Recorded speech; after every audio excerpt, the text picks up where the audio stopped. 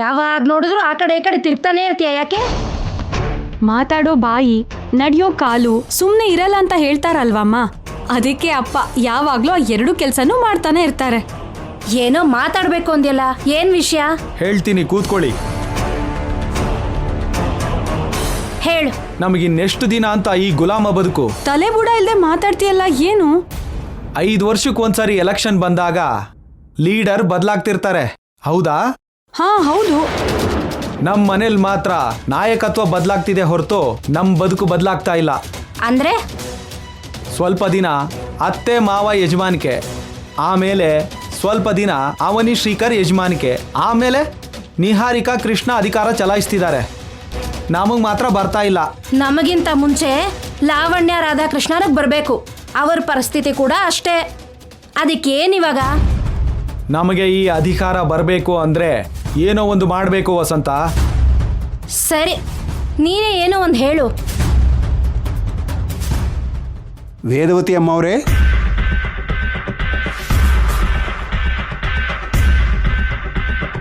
ಅಮ್ಮ ಅಪ್ಪ ಇಲ್ಲ ರೀ, ಹೊರಗಡೆ ಹೋಗಿದ್ದಾರೆ. ಏನ್ ಸಡನ್ ಆಗಿ ಬಂದ್ರಿ? ಏನಾದ್ರೂ ಫಂಕ್ಷನ್ಗೆ ಕರಿಯಕ್ಕ?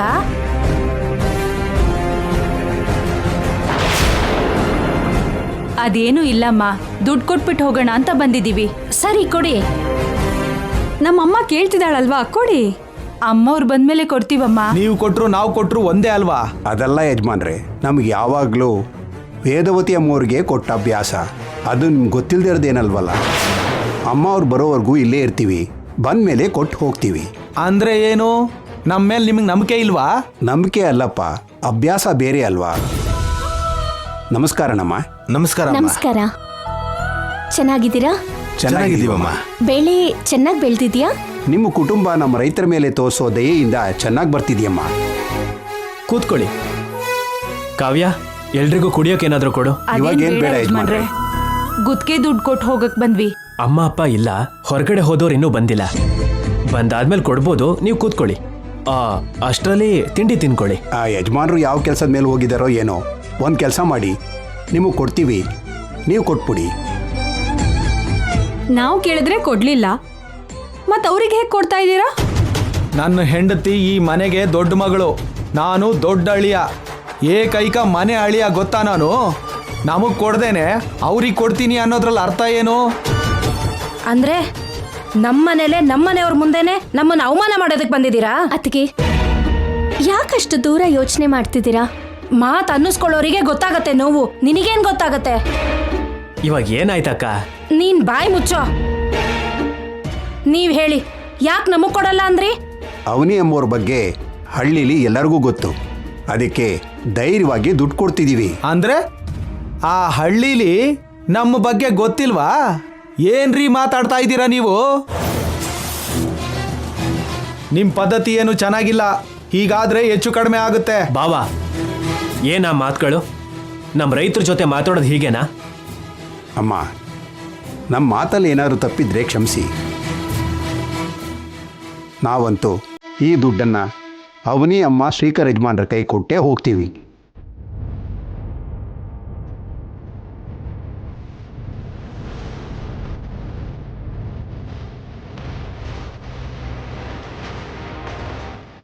ತಗೊಳ್ಳಿ. ತಗೋ ಅವನಿ.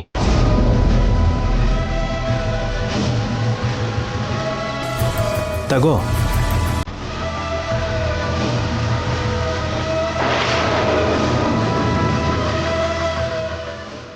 ಇರಿ,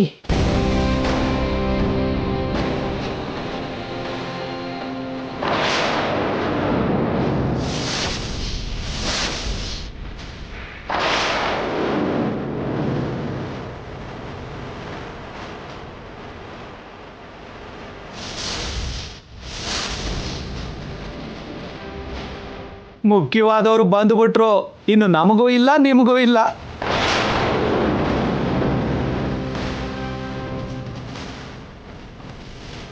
ಕೊಡೋದಕ್ಕೆ ಇವ್ರು ಯಾರು? ಇಸ್ಕೊಳ್ಳೋದಕ್ಕೆ ಇವ್ರು ಯಾರು?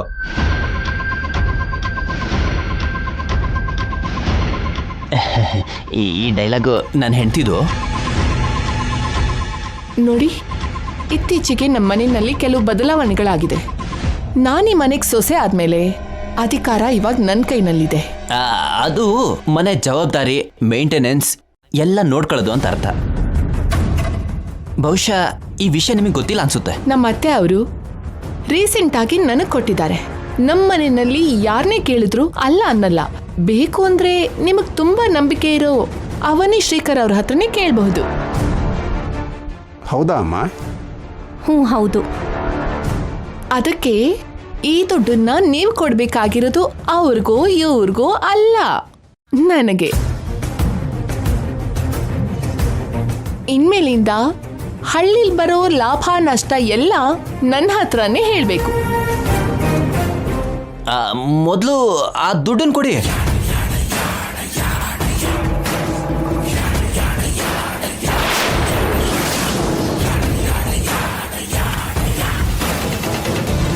ನಾವು ಹೋಗಿ ಬರ್ತೀವಮ್ಮ. ಚಿಕ್ಕ ವೇದವತಿ ಅಮ್ಮನವರಿಗೆ ನಮಸ್ಕಾರ ಮಾಡ್ಕೊಂಡು ಹೋಗಿ. ಹೋಗಿ ಬರ್ತೀವಮ್ಮ, ಹೋಗ್ಬರ್ತೀವಿ.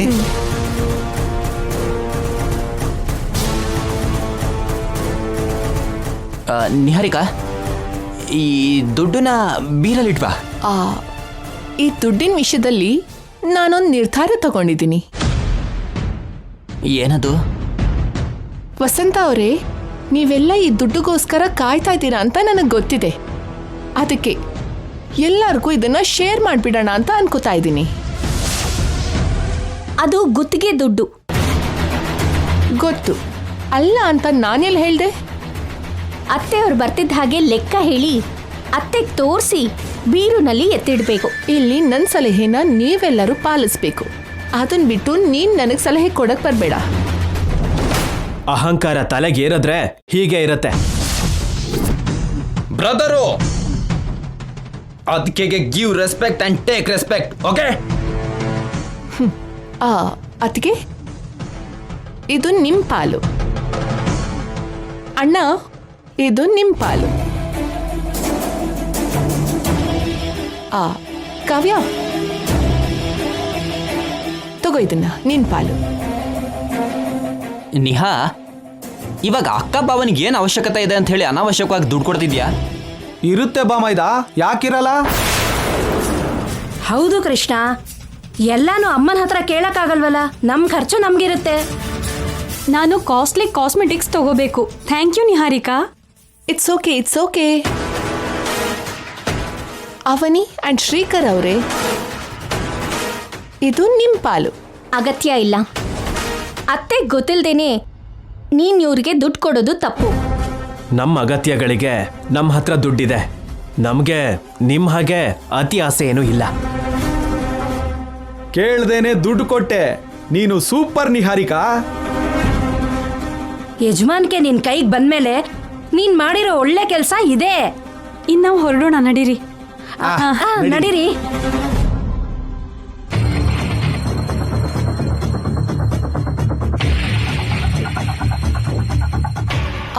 ಇದು ಲಾವಣ್ಯ ಅಕ್ಕನ್ಗೆ, ಇದು ದೊಡ್ಡ ಭಾವನವ್ರಿಗೆ. ನೈಸ್. ಸರಿ ಬಿಡು, ಹೋಗೋಣ ಬಾ. ಕೊನೆ ಸಲ ಕೇಳ್ತಾ ಇದ್ದೀನಿ, ತಗೋತೀರಾ ಇಲ್ವಾ? ಅಗತ್ಯ ಇಲ್ಲ ಅಂತ ಹೇಳಿದ್ವಿ ಅಲ್ವಾ, ನೀವೇ ಇಟ್ಕೊಳ್ಳಿ. Unlucky people.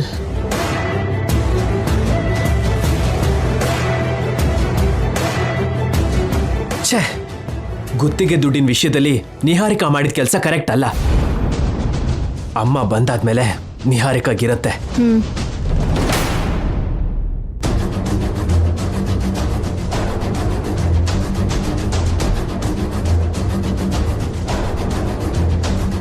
ಅಷ್ಟಕ್ಕೂ ನಿಂಗೆ ಬುದ್ಧಿ ಇದೆಯಾ? ಈ ಥರ ಎಲ್ರಿಗೂ ದಾನ ಮಾಡ್ತಾ ಇದ್ರೆ ನಮಗೇನು ಉಳಿಯೋದಿಲ್ಲ. ರಾಜ ಮತ್ತೆ ಪ್ರಜೆಗಳು ಒಂದೇನಾ? ನಾವು ವಾಗ್ದಾನ ಮಾತ್ರ ಮಾಡಬೇಕು, ದಾನ ಎಲ್ಲ ಮಾಡಬಾರ್ದು. ಬರೀ ಮಾತನ್ನು ಮಾತ್ರ ಕೊಡಬೇಕು, ಅದನ್ನು ಪೂರೈಸಬಾರ್ದು. ಆ ವಿಲೇಜ್ ಪೀಪಲ್ ದುಡ್ಡು ಕೊಟ್ಟಿದ್ದು ಯಜಮಾನ್ರಿಗೆ, ಅಂದರೆ ನಮಗೆ. ನೀನು ಮನೆಯವರಿಗೆಲ್ಲ ಹಂಚ್ತಾ ಇದೆಯಲ್ಲ, ಯಾಕೆ? ನಂಗೆ ಇಷ್ಟ ಆಗಲಿಲ್ಲ, ಸ್ವಲ್ಪನೂ ಇಷ್ಟ ಆಗಲಿಲ್ಲ. ಅಯ್ಯೋ, ನನ್ನ ಮುದ್ದು ಪೆದ್ದು ಗಂಡ. ಅದಕ್ಕೆ ನೀನಿನ್ನು ಚಿಲ್ಲರೆ ಕಳ್ತನ ಮಾಡ್ತಾ ಉಳ್ಕೊಂಡಿದ್ಯಾ. ನೀನು ಇನ್ನೂ ಹುಂಡಿಲಿರೋ ಚಿಲ್ಲರೆನ ನೋಡ್ತಾ ಇದ್ಯಾ. ಆದರೆ ನಾನು ಆಲ್ರೆಡಿ ಅದರಲ್ಲಿರೋ ದುಡ್ಡನ್ನು ನೋಡ್ತಾ ಇದ್ದೀನಿ. ಅರ್ಥ ಆಗ್ಲಿಲ್ವಾ? ನಮ್ ಕೈಯಲ್ಲಿ ಅಧಿಕಾರ ಇದೆ ಅಲ್ವಾ ಅಂತ ಎಲ್ಲಾನು ಎದುರಿಸ್ತಾ ಹೋದ್ರೆ ಖಂಡಿತ ಎದುರೇಟ್ ಬೀಳತ್ತೆ. ಅವಾಗವಾಗ ಬೆಕ್ಕಗೆ ಹಾಲು ಹಾಕ್ತಾ ಇರ್ಬೇಕು, ಅವಾಗ್ಲೇ ಅದು ಮನೆಯೊಳಗೆ ಇಲಿ ಬರ್ತಿರೋ ಹಾಗೆ ನೋಡ್ಕೊಳ್ಳುತ್ತೆ. ನಾಯಿಗೆ ಬಿಸ್ಕೆಟ್ ಹಾಕಿದ್ರೆ ಮನೆಯೊಳಗೆ ಕಳ್ಳರು ಬರ್ತಿರೋ ಹಾಗೆ ನೋಡ್ಕೊಳ್ಳುತ್ತೆ. ಹಾಗೇನೆ ಅವಾಗವಾಗ ನಮ್ ಬ್ಯಾಚ್ಗೆ ಚಿಲ್ಲರೆ ಎಸಿತಾ ಇರ್ಬೇಕು. ನಮ್ಮೇಲೆ ನೊಣ ಕೂಡ ಕೂರ್ತಿರೋ ಹಾಗೆ ಅವ್ರು ನೋಡ್ಕೋತಾರೆ. ಪ್ಲಾನ್ನ ನಾವ್ ಹೇಳ್ತೀವಿ, ಎಕ್ಸಿಕ್ಯೂಟ್ ಅವ್ರು ಮಾಡ್ತಾರೆ. ಕೆಲಸ ನಾವ್ ಹೇಳ್ತೀವಿ, ಅವ್ರು ಕಷ್ಟಪಡ್ತಾರೆ. ಕಾರಲ್ಲಿ ನಾವು ಬರ್ತೀವಿ, ನಮಗ್ ಡೋರ್ಸನ್ನ ಅವ್ರು ತೆಗಿತಾರೆ. ಹೀಗೆ ಪ್ರತಿಯೊಂದಕ್ಕೂ ಅವರನ್ನ ಉಪಯೋಗಿಸ್ಕೊಳ್ತಾ ಅವರನ್ನ ನಮ್ ಕಾಲ್ ಹತ್ರ ಇಟ್ಕೊಂಡು ಅವರನ್ನ ಗುಲಾಮರಾಗಿ ಮಾಡ್ಕೊಳ್ಬೇಕು. ಹಾಗೆ ಮಾಡ್ಕೊಳ್ಬೇಕು ಅಂದ್ರೆ ಅವಾಗ ಈ ತರ ಚಿಲ್ಲರೆನ ಬಿಸಾಕ್ತಾ ಇರ್ಬೇಕು. ನಮ್ ಟಾರ್ಗೆಟ್ ಚಿಲ್ಲರೆ ಅಲ್ಲ, ಲಾಕರಲ್ಲಿರೋ ಒಡವೆ, ದುಡ್ಡು, ಡಾಕ್ಯುಮೆಂಟ್ಸ್. ಅದನ್ನ ಹೇಗೆ ಎತ್ಕೊಳ್ಬೇಕು ಅಂತ ಯೋಚನೆ ಮಾಡಬೇಕು. ನಿನ್ನ ಪೆದ್ದತನದ ಜೊತೆ ಕುಸ್ತಿ ಮಾಡ್ದೇನೆ ಸ್ವಲ್ಪ ಆದ್ರೂ ಅಪ್ಡೇಟ್ ಆಗು. ಅಯ್ಯ ನನ್ನ ಹೆಂಡ್ತಿ, ನಾನು ಮದುವೆ ಆಗೋಕ್ಕೂ ಮುಂಚೆ ನಾನೇ ಬುದ್ಧಿವಂತ ಅನ್ಕೊಂಡಿದ್ದೆ. ನಾನು ಕಂತ್ರಿ ಆದ್ರೆ ನೀನ್ ಮಹಾನ್ ಕಂತ್ರಿ, ನಾನು ಕಳ್ಳ ಆದ್ರೆ ನೀನ್ ದೊಡ್ಡ ಕಳ್ಳಿ. ಮತ್ತೆ ಏನ್ ಅನ್ಕೊಂಡಿದ್ಯಾ ಈ ನಿಹಾರಿಕಾ ಅಂದ್ರೆ? ಬೀಗದ ಕೈ ನಮ್ಮ ಹತ್ರ ಇದೆ. ಸರಿಯಾದ ಟೈಮ್ ನೋಡಿ ಲಾಕರ್ ಖಾಲಿ ಮಾಡ್ಬೇಕು. ಖಾಲಿ ಮಾಡ್ಬಿಡೋಣ. ಕಳ್ಳಿನ ಕೈಗೆ ಬೀಗ ಕೊಟ್ಟು ಕಾವಲಿಟ್ಟ ಹಾಗೆ ಈ ನಿಹಾರಿಕಾಗೆ ಬೀಗದ ಕೈ ಕೊಟ್ಟಿದ್ದಾರೆ. ನಾನೇನೋ ಒಂದು ಮಾಡಲಿಲ್ಲ ಅಂದ್ರೆ ಮನೇನೆ ಖಾಲಿ ಮಾಡಿಬಿಡ್ತಾಳೆ.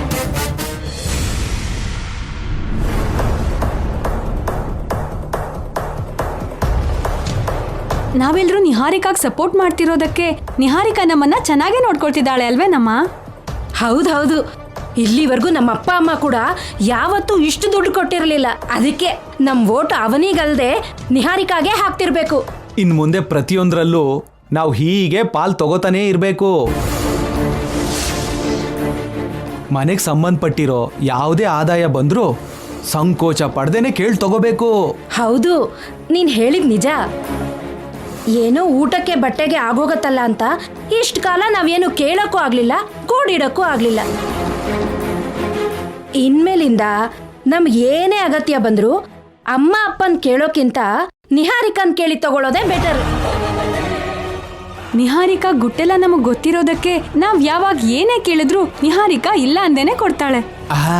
ಬೆಳಕಿದ್ದಾಗೇನೆ ಮನೆ ಸ್ವಚ್ಛ ಮಾಡ್ಕೋಬೇಕನ್ನೋ ಹಾಗೆ ನಿಹಾರಿಕಾ ಕೈಯಲ್ಲಿ ಅಧಿಕಾರ ಇದ್ದಾಗ್ಲೇನೆ ನಮಗೆ ಬೇಕಾಗಿರೋದನ್ನ ನಾವು ಪಡ್ಕೋಬೇಕು. ಇರೋ ಅಷ್ಟು ದಿನ ಅಂದ್ರೇನು, ಯಾವಾಗ್ಲೂ ಯಜಮಾನ್ಕೆ ನಿಹಾರಿಕಾ ಕೈಯಲ್ಲೇ ಇರುತ್ತೆ. ಇನ್ನು ತಡ ಮಾಡ್ದೇನೆ ಇವತ್ತು ಈ ದುಡ್ಡಲ್ಲಿ ನಾವು ಎಂಜಾಯ್ ಮಾಡಬೇಕು. ಹೊರಗಡೆ ಹೋಗೋಣ, ನಡೀರಿ.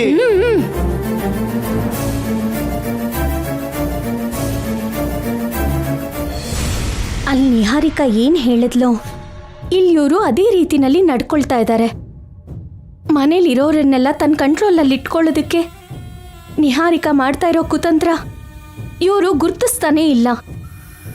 ಚಿಕ್ಕ ಚಿಕ್ಕ ಸಂತೋಷಗಳಿಗೆ ಹೆಮ್ಮೆ ಪಡ್ತಾ ಕುಟುಂಬನ ನಿಹಾರಿಕಾಗೆ ಅಡ ಇಡಬೇಕು ಅಂತ ಎಲ್ಲರೂ ನೋಡ್ತಾ ಇದ್ದಾರೆ. ಇವರನ್ನ ಹೇಗೆ ಬದಲಾಯಿಸೋದು?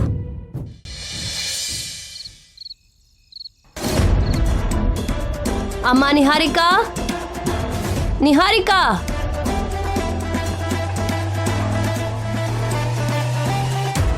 ಅತ್ತೆ ಫ್ರೆಶ್ ಅಪ್ ಆಗಿ ಬನ್ನಿ, ಊಟ ಬಡಿಸ್ತೀನಿ. ಸ್ವಲ್ಪ ಹೊತ್ತು ಬಿಟ್ಟು ತಿಂತೀನಮ್ಮ.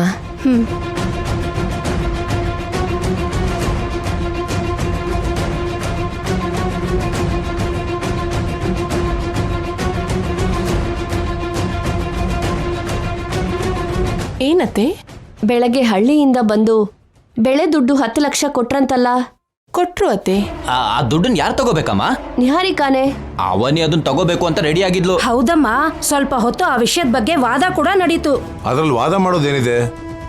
ಎಲ್ಲ ವ್ಯವಹಾರನ ನೋಡ್ಕೊ ಅಂತ ನಿಹಾರಿಕಾಗ್ ಜವಾಬ್ದಾರಿ ಕೊಟ್ಟಿದೀವಲ್ಲ. ಅವನಿ ಕೇಳಿಸ್ಕೊಂಡೆ ಅಲ್ವಾ? ಇನ್ನೊಂದ್ಸಲ ನೀನು ತಲೆ ಹಾಕೋದಕ್ಕೆ ಬರಬೇಡ. ನಿಹಾರಿಕಾ, ಹೋಗಿ ಆ ದುಡ್ಡು ತಗೊಂಡ್ ಬಾಮ್ಮ.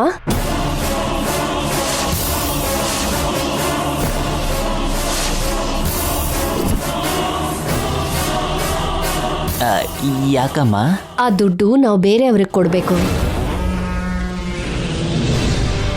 ಬೇರೆಯವ್ರು ಕೊಡ್ತೀವಿ ಅಂತ ಕಮಿಟ್ ಆಗಿದೀವಮ್ಮ. ಹೋಗಿ ತಗೊಂಬ. ಮಾವ, ಅದು ಏನಮ್ಮ? ವಸಂತ, ನಾವು ಒಳಗಡೆ ಹೋಗೋಣ ನಡಿ. ನಿಂತ್ಕೊಳ್ಳಿ ಅಣ್ಣ. ನೀವ್ ಕೇಳಿಸ್ಕೋಬಾರ್ದಂತ ಮಾತೇನಿಲ್ವಲ್ಲ. ತಾತ ಕೇಳೋ ಪ್ರಶ್ನೆಗೆ ನಿಹಾರಿಕಾ ಕೃಷ್ಣ ಮಾವ ಉತ್ತರ ಕೊಟ್ರೆ ಸರಿ ಹೋಗುತ್ತೆ. ನಮ್ ಜೊತೆ ಏನ್ ಕೆಲ್ಸ? ಪರವಾಗಿಲ್ಲ, ಇರಿ. ನಿಹಾರಿಕಾ, ಏನ್ ಯೋಚನೆ ಮಾಡ್ತಿದ್ಯಾ? ಹೋಗಮ್ಮ, ಅವ್ರಿಗೆ ನಾನು ಬೆಳಗ್ಗೆನೆ ದುಡ್ಡು ಕೊಡ್ಬೇಕು. ಅಮ್ಮ, ಆ ದುಡ್ಡು ಇಲ್ಲಮ್ಮ.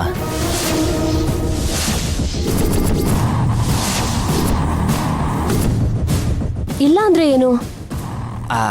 ಆ ದುಡ್ಡನ್ನ ನಿಹಾರಿಕಾ ಮನೇಲಿರೋರಿಗೆಲ್ಲ ಹಂಚ್ಬಿಟ್ಲು.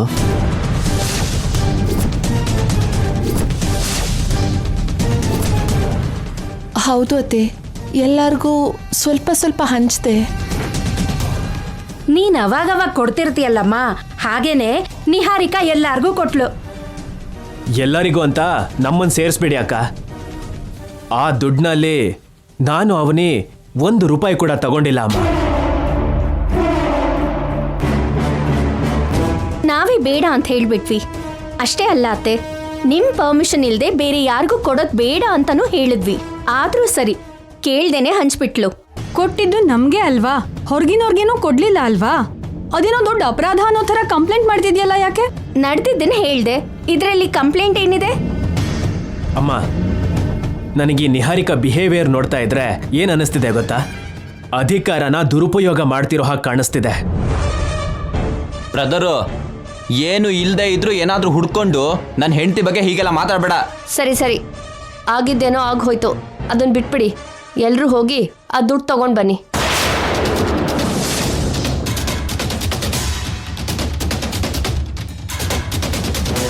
ಹೋಗಿ ತಗೊಂಡ್ ಬನ್ನಿ. ಬಾಬಾ ಹೇಳಿದ್ ಕೇಳಲಿಲ್ವಾ? ನಿಮಗೆ ಹೇಳಿದ್ದು. ಆ ದುಡ್ಡಿಲ್ಲ ಕೃಷ್ಣ.